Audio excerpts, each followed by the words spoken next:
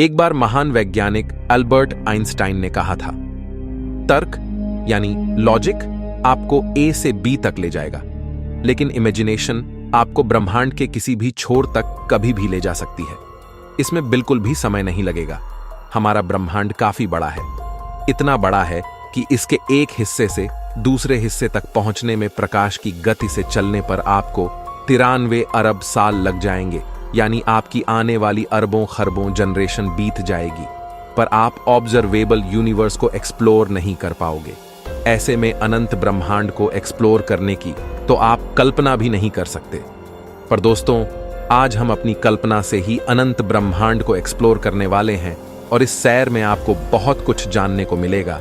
इसलिए कुर्सी की पेटी बांध लीजिए, क्योंकि स्पेस वेदर बिगड़ने वाला है। दोस्तों, अनंत ब्रह्मांड की सैर करने के लिए हम अपनी कल्पना की उड़ान भरने वाले हैं, लेकिन साथ ही हम अपनी कल्पना को लॉजिक की डोर से बांधे रखेंगे ताकि हम यूनिवर्स की सही जानकारी हासिल कर सके। ब्रह्मांड की अनंतता को जानने के लिए हमें पृथ्वी से ब्रह्मांड के अंतिम छोर तक जाना पड़ेगा। इसलिए हमारे सफर की शुरुआत हमारी प्यारी पृथ्वी से होती है। हमारी पृथ्वी जिस पर हम सब रहते हैं वह करीब 13,000 किलोमीटर की चौड़ाई में फैली है और पिछले 4 अरब साल से जीवन को अपने साथ लिए यह पृथ्वी सूर्य के चारों ओर घूम रही है। हमारा सूर्य हमें लेकर गैलेक्सी के सेंटर के चारों ओर घूम रहा है। पिछले 4 अरब सालों में सूरज ने अभी तक सिर्फ 20 बार ही गैलेक्सी के केंद्र के चारों ओर चक्कर पूरे किए हैं। ऐसे में आप समझ सकते हो कि गैलेक्सी कितनी बड़ी है। अगर हम पृथ्वी से सूरज की तरफ चलें तो हमें 15 करोड़ किलोमीटर की दूरी तक चलना पड़ेगा। एक इंसान के पैदल चलने की स्पीड लगभग 5 किलोमीटर प्रति घंटे की है।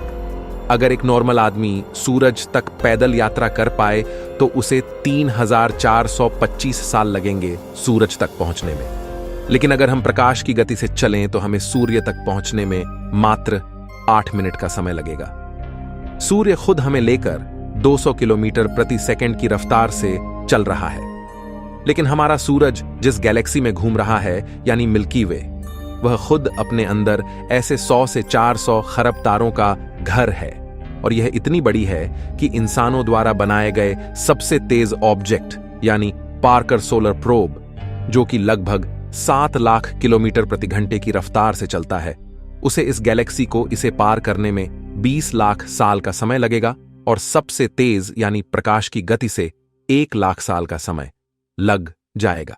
लेकिन प्रकाश से तेज गति संभव ही नहीं है, इसलिए हम अपनी कल्पना की उड़ान से आसानी से मिल्की वे के बाहर आ चुके हैं। दोस्तों, हम आपको बता दें कि मिल्की वे गैलेक्सी अंतरिक्ष में लगभग 600 किलोमीटर प्रति सेकंड की रफ्तार से चल रही है, यानी इतनी बड़ी गैलेक्सी ब्रह्मांड में कछुए की चाल से चल रही है। हमारे यूनिवर्स में करीब 200 अरब गैलेक्सीज मौजूद है और इन सभी गैलेक्सीज में अरबों खरबों तारे मौजूद हैं। इन असंख्य आकाश गंगाओं में हमारी धरती जैसे अरबों ग्रह मौजूद होंगे।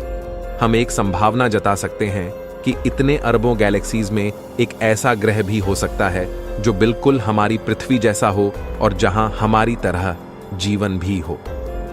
अगर हम और आगे चलें तो हम अपनी कल्पना से ब्रह्मांड के बाहर पहुंच जाते हैं और हम देखते हैं कि हमारा यूनिवर्स 93 अरब प्रकाश वर्ष में फैला हुआ है, जिसमें खरबों गैलेक्सीज मौजूद है। और आप जानकर हैरान हो जाएंगे कि यह यूनिवर्स खुद भी लगातार फैल रहा है। हम इंसान इसे ऑब्जर्वेबल यूनिवर्स कहते हैं, यानी कि हमारी धरती से हम जितनी दूर तक ऑब्जर्व कर सकते हैं वह ऑब्जर्वेबल यूनिवर्स है। लेकिन यहां आकर कहानी खत्म नहीं होती, बल्कि शुरू होती है। सवाल यह है कि जहां पर हम खड़े हैं, क्या वह यूनिवर्स इतना ही बड़ा है? क्या इससे आगे कुछ नहीं है? वैज्ञानिकों के अनुसार हमारा यूनिवर्स ऑब्जर्वेबल यूनिवर्स से 250 गुना ज्यादा बड़ा हो सकता है। दोस्तों, अभी तक हम ब्रह्मांड को इससे आगे नहीं जान पाए हैं, लेकिन सवाल यह है कि यूनिवर्स के बाहर क्या है? क्या यह यूनिवर्स खुद अनंत है, यानी इससे बाहर कुछ नहीं बल्कि यह यूनिवर्स खुद अनंत है, या फिर इसके आगे और भी ऐसे कई यूनिवर्स हैं, यानी मल्टीवर्स? वैज्ञानिकों के अनुसार यह संभव है कि हमारे जैसे और भी कई यूनिवर्स हो सकते हैं, यानी हम सब मल्टीवर्स में रहते हैं। अगर हम सब मल्टीवर्स का हिस्सा है तो हम एक ऐसी रियलिटी में रहते हैं जहां अनंत संभावनाएं हैं, यानी एक अनंत ब्रह्मांड, जहां बुलबुलों के जैसे दिखने वाले अनेकों ब्रह्मांड मौजूद हैं और अनंत में तैर रहे हैं। लेकिन जब हम इस अनंत की बात करते हैं तब हमारे सामने एक ऐसी सच्चाई आती है जो आपके होश उड़ा देगी। एक अनंत ब्रह्मांड के होने का मतलब है संभावनाओं का ही खत्म हो जाना, क्योंकि संभावना सीमित क्षेत्र में होती है, अनंत में नहीं। जब अनंत की बात आती है तो आप सिर्फ ये सोचकर रह जाते हो कि अनंत वही है जिसका अंत नहीं। लेकिन आज आप अनंत को फील करने वाले हैं कि इसका असली मतलब क्या है। यह आपको डरा भी सकता है और आपकी आंखें खोल भी सकता है। दोस्तों, ब्रह्मांड के अनंत होने का मतलब यह है कि अनंत ब्रह्मांड में हर प्रकार की चीज मौजूद है।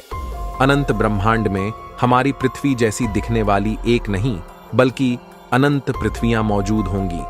न सिर्फ दिखने में समान बल्कि हूबहू ऐसी पृथ्वी जिस पर बिल्कुल हमारी पृथ्वी पर रहने वाले लोग और सभी देश मौजूद हो।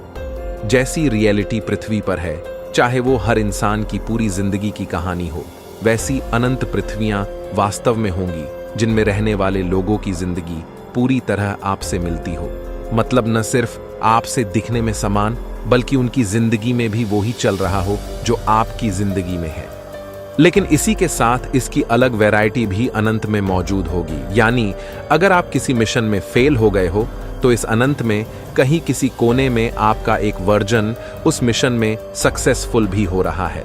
यानी आपके मिशन का अचीव होना संभव है, न कि असंभव, क्योंकि किसी यूनिवर्स में आपका ही एक डिफरेंट वर्जन उसे अचीव कर पा रहा है।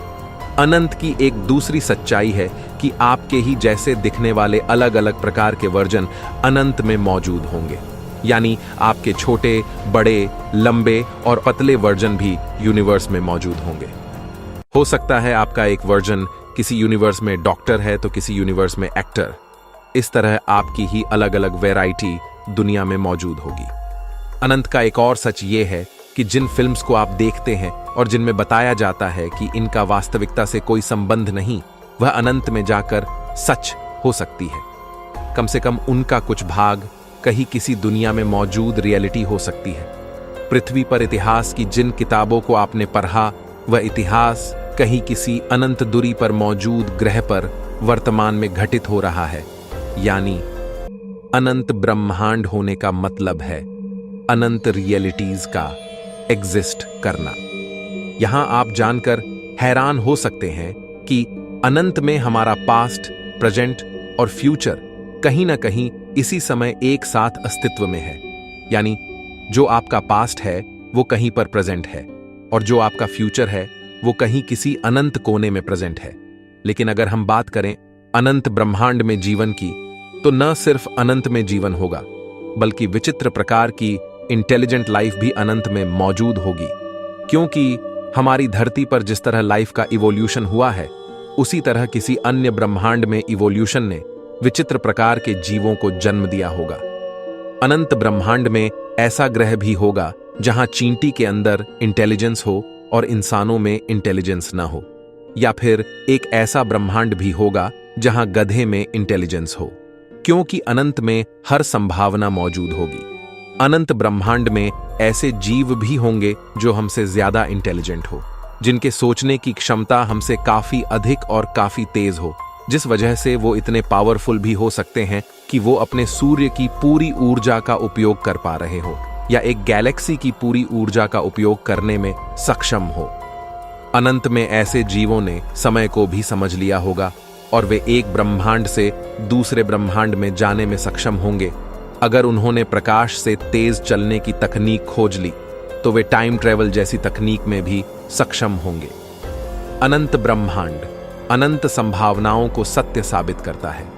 इनमें कुछ विचित्र संभावनाएं जिन्हें आप सोच सकते हैं वो हकीकत में घटित होगी। एक अनंत ब्रह्मांड में अगर मल्टीवर्स की बात करें तो कुछ ब्रह्मांड ऐसे भी होंगे जिनके नियम हमसे बिल्कुल अलग हों, जहां इस ब्रह्मांड के नियम लागू नहीं होते, जहां मैटर की जगह उस ब्रह्मांड में एंटी मैटर भी मौजूद हो। विज्ञान के अनुसार ब्रह्मांड रैंडमनेस के चलते अपने आप पैदा हुआ है और ऐसे में इस रैंडमनेस की वजह से कुछ ऐसे यूनिवर्स भी फॉर्म हुए होंगे जहां के कांस्टेंट हमारे यूनिवर्स से अलग हो, जिस वजह से वहां के नियम भी इस यूनिवर्स से अलग होंगे। तो ऐसे में अनंत ब्रह्मांड में ऐसे कई विचित्र यूनिवर्स हो सकते हैं जिसकी हमने कल्पना भी नहीं की हो।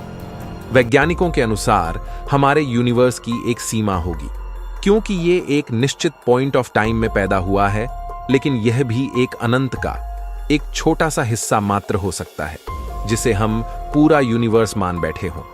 इसलिए वैज्ञानिक यह भी मानते हैं कि एक अनंत ब्रह्मांड कभी पैदा नहीं होगा, बल्कि यह हमेशा से था, है और हमेशा रहेगा।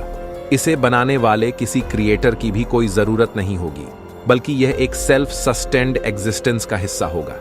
लेकिन अब एक सवाल जो आपके मन में चल रहा होगा, अगर ब्रह्मांड अनंत है तो इस अनंत ब्रह्मांड में हम इंसान किस वजह से मौजूद है? आखिर हम यहां क्यों एग्जिस्ट करते हैं? हमारा मकसद क्या है? इस अनंत के सामने अगर हमारी कोई हैसियत नहीं है तो इसके होने का मकसद क्या है? हम इस ब्रह्मांड में काफी छोटे हैं, ऐसे में इतना बड़ा यूनिवर्स हमारे लिए आखिर एग्जिस्ट ही क्यों करता है? यह सवाल वैज्ञानिकों के लिए सबसे बड़ा सवाल है।